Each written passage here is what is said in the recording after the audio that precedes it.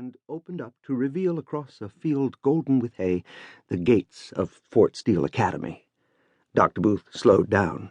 He wasn't ready. He wanted a moment to probe the doubt he felt.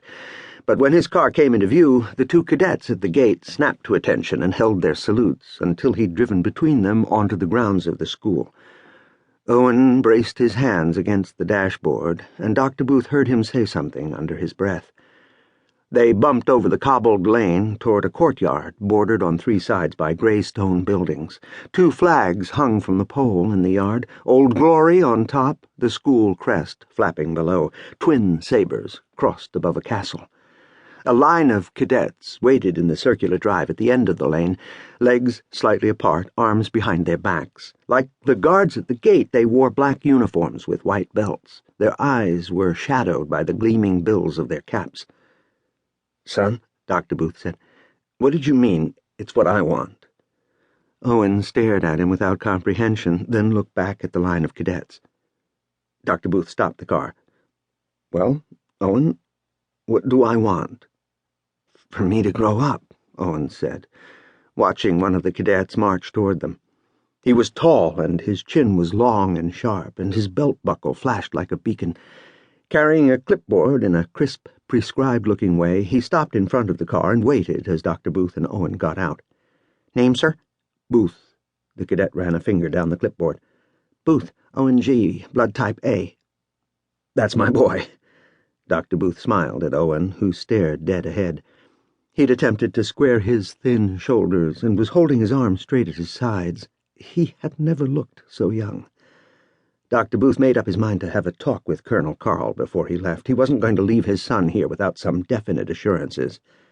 "Private Booth is late, sir. Roll call for new men is 1300 hours.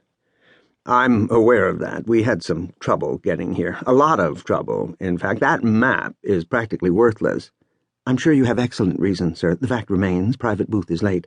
Private Booth will report immediately to the quartermaster. When Private Booth is given his gear, he will move smartly to D Barrack and await orders. Corporal Costello will escort him. You can leave his bags here." He snapped his fingers, and another cadet stepped forward from the line. Owen turned quickly and held out his hand. Dr. Booth understood that he did this to prevent the embrace he'd known was coming, which his wounded father was tempted to impose on him anyway, but he took his son's hand in his own. "Goodbye, sir," Owen said. Then he fell in behind Corporal Costello and followed him across the courtyard, trying to match the cadet's precise stride and rigid carriage. He didn't even come close, and Dr. Booth knew he never would. The distracted saunter he kept breaking into wasn't an accident of age, something to be outgrown or overcome. It was, in truth, nothing less than Owen himself. "I need to speak with Colonel Carl," Dr. Booth said.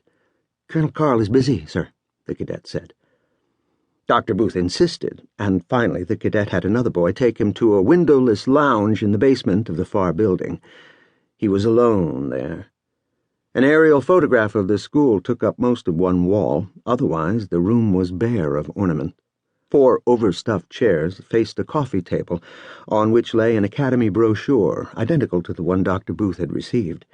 He picked it up and slowly turned the pages, then put it down and paced the room.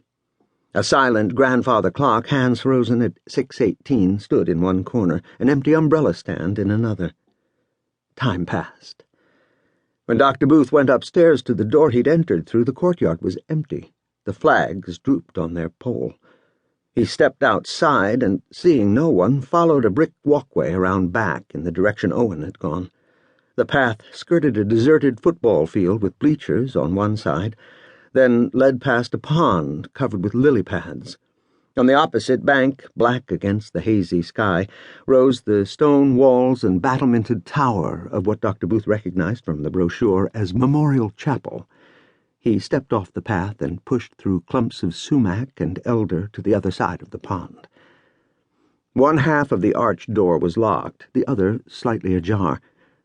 Dr. Booth listened, heard nothing, and entered the chapel.